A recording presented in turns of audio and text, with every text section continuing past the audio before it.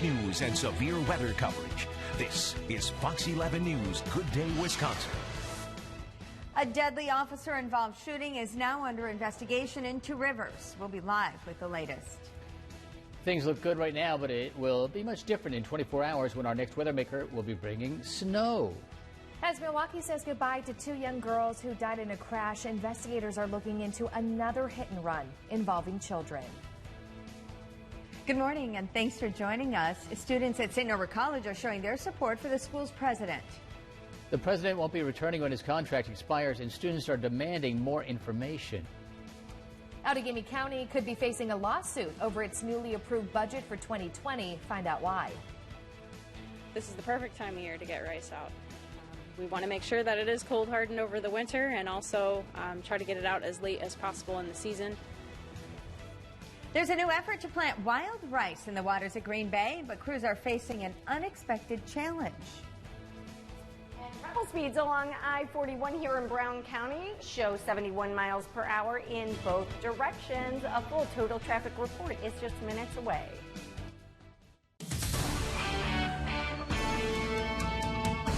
We're following breaking news from Two Rivers, where an officer-involved shooting has killed a person. Fox 11's Maggie Lemire joins us live with the very latest. Good morning, Maggie. Good morning, Rachel. That's right. One person is dead after an officer-involved shooting. I'm over here. I'm near the corner of East River Street and Washington Street, where lanes are blocked off right behind me. And as you can see, there is a heavy police presence going on over here. This investigation is being led by the Wisconsin DOJ. Now, officials are saying that an officer shot another person, and that man ultimately died from his injuries last night within this area over here. Now, I spoke with an officer earlier this morning who said that it happened at the parking lot of a gas station I'm standing right in front of. Now, officials are also saying that a firearm was found at the scene afterward and that no officers were injured during the incident. That's all the information we have for you right now, but we'll be sure to update you throughout the morning on Fox 11 News and fox11online.com. Rachel? All right, thanks, Maggie. And Melissa McCready joins us now with exactly where this happened. Melissa? Yeah, the shooting happened along Washington Street. That's right here in Two Rivers. If we zoom in, you can see that this is a busy area of town, and it happened just north of the West Twin River. Washington Street is right now closed in both directions here from East River Street to 16th Street. Thanks, Melissa. And our next weather maker will be arriving tonight. It'll make tomorrow's commute slippery. And here's Pete with everything you need to know. You know, some areas up north already got some snow showers from Marinette all through Oconto County and just into the northern portion of Brown County. Those were snow showers. They are pretty much done. Now we're going to have a lot of sunshine, but it is chilly. 29 degrees at 10 o'clock this morning, 34 at 3, 27 at 7 o'clock. No weather maker yet, but here's our future track, and I'll show you when this starts to appear, and it will be overnight tonight. After 3, 4 o'clock in the morning, we'll start to see the snow. Green Bay, Appleton, Oshkosh. From Oshkosh and Fond du Lac and areas to the south, probably a little bit more snow. It is wrapping up by about noon tomorrow. So here's what to expect for our next weather maker. Snow develops after 3 o'clock. A slick morning commute for you. 1 to 2 inches of accumulation for most of the area, although there could be a little bit more to the south. Now, it's going to continue to be cold for the next 7 days. I'll tell you how cold it's going to be for the weekend and game day coming up in about 7 minutes. Rachel? Thanks, Pete. We're waiting for more information about a missing 15-year-old girl from Ripon. Officials say Cassandra Garza may be in danger. She was last seen Wednesday night at a bar in Holcomb, which is in Chippewa County. Police believe she's with Talon Ross, and the two could be going to North Dakota. Authorities say Ross has a warrant for felony sexual assault of a child under the age of 16. Officials say the two are in a gray Pontiac Bonneville with Wisconsin license plate ACM 1642. We called Ripon police this morning, but they couldn't say if Garza has been found. Milwaukee police are investigating another hit and run that left kids with serious injuries. The crash happened yesterday afternoon on the city's north side. Officials say two boys, ages 6 and 4, were crossing the street when they were hit by a car, and the driver took off. The boys suffered serious but not life-threatening injuries. Police are now urging drivers to be alert and to stop at accident scenes. I grieve for this community and for the citizens that are out here having to traverse these streets and do so in some treacherous, sometimes, conditions. Police are looking for the driver, still looking for the driver. Officials say the vehicle was a maroon or red Honda, Civic, or Accord. And the latest crash happened more than a week after another hit and run in Milwaukee killed 2 young girls and injured a boy. Family and friends gathered yesterday to say goodbye to the girls who died. Fox's Angelica Sanchez has the story. Mourners gathered at Jerusalem Baptist Church for the funeral service of 4-year-old Amia G and 6-year-old Elisa G. They weren't able to grow up to be maybe a doctor or a teacher. Police say the girls were legally crossing the street on October 24th with their cousin, 10-year-old Dravius Rayford. The driver of a car near 22nd and Center ran through a red light, hit them, and then took off. This is the tragic aftermath of the crazy driving where 2 little angels lost their lives. Both sisters died from their injuries, while Rayford survived his injuries, which included multiple fractures, a punctured lung, and a painful surgery to reconstruct his nose. Our community needs to band together and pray for each other. The inside of the church was decorated with unicorn balloons and characters from Disney's film Frozen. Well, you just stand. Mourners were encouraged to see the funeral as a birthday celebration for the girls. These young ladies are now born into eternal life. The moving service was filled with music and touching words from loved ones. I was as lucky as can be. The world's best goddaughters belong to me. Now leaning on their faith through this senseless tragedy. The 19-year-old suspect is expected to appear in court on Friday. A Grand Chute motel had to be evacuated during a drug investigation.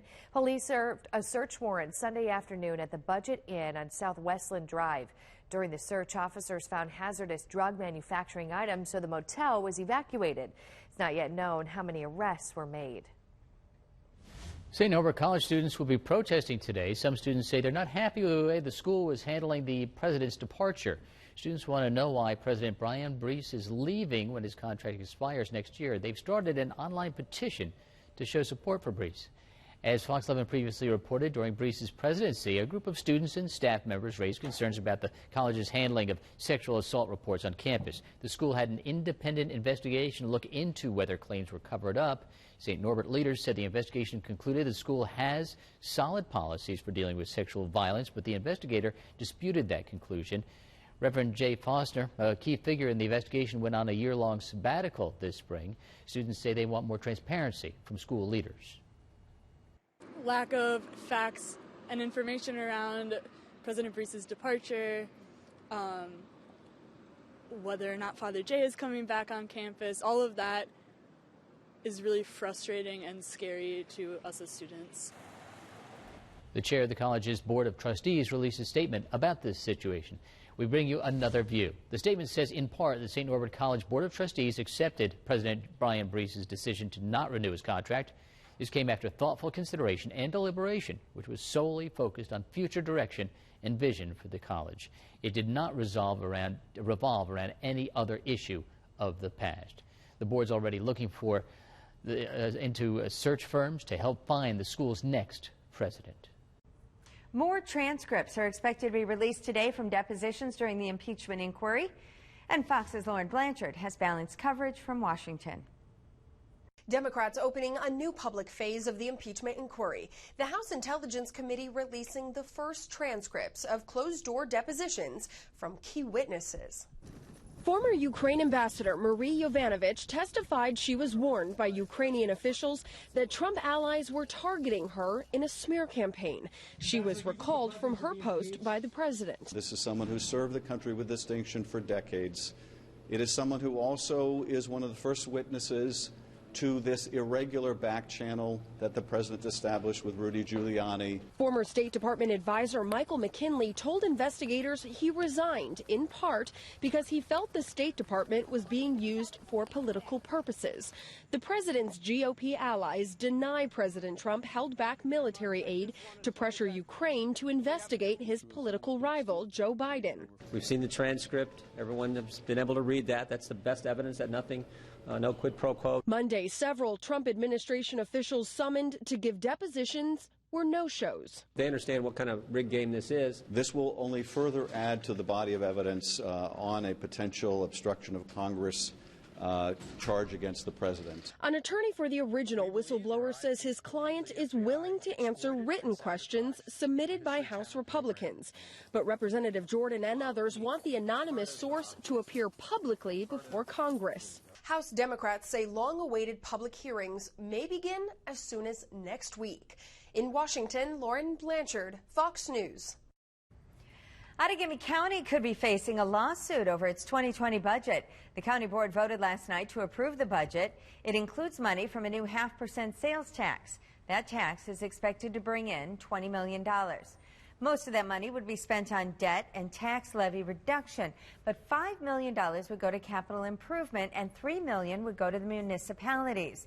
County Executive Tom Nelson tried to use a partial veto for the $5 million. He believes it's against the law to use the money how the board wants to, but the board overrode his partial veto. Outagamie County resident Jeff Krieger agrees with Nelson. He filed a legal claim against the county for its plan to spend $5 million on projects. But the county's lawyer believes it is legal to use sales tax revenue on new projects. And we hear from both sides. If they choose to use sales tax revenue in a way that's not authorized by the statute, we're going to be reviewing all of our options, including litigation if necessary. If that's what they want to do, the downside to that is it's going to cost county taxpayers money because we have to defend it. The county's budget and sales tax will take effect January 1st. Happening today in Green Bay, you can share your thoughts with city leaders about plans to increase bus fares. Green Bay Metro Transit wants to increase the price for a single ride from $1.50 to $2. Other possible increases include adult weekly and monthly passes. If approved, the new price would start on January 1st. A meeting starts this morning at 8:15 at the Green Bay Metro office on University Avenue. Water levels on the Great Lakes are expected to remain unusually high. That's according to a new report. The forecast for the next 6 months is from the U.S. Army Corps of Engineers. The agency says a wet October delayed the usual drop-off of water levels in fall. Storms over Lakes Michigan, Huron, and Superior caused beach erosion, flooding, and damage to seawalls and roads. The agency says all 5 Great Lakes are expected to resume their seasonal decline. However, all will remain well above normal and be higher in January than they were at the beginning of this record-setting year. Fox 11 meteorologist Phil DeCastro has been digging deeper into these numbers. We'll have Phil's story tonight at 9. Now, Northeast Wisconsin's most accurate forecast from Fox 11's Pete Petoniak. Our next weather maker is bringing in snow tomorrow, but to the north you see some snow showers hanging along Marinette County and Oconto County and into Door County. These won't last long. They'll be gone over the next hour, and then it will actually clear up. But it's going to be chilly. 29 degrees at 10 o'clock this morning, 34 at 3, mostly sunny skies, 27 at 7 o'clock. So 34 will be our high temperature. Normal high is 48 degrees. So it is going to be very chilly today, and the cold weather will continue through the next 7-10 days, really. Mostly sunny today, though. Severe weather index in the low category. Here's your weather story. Sun today, snow tonight, and the cold will continue.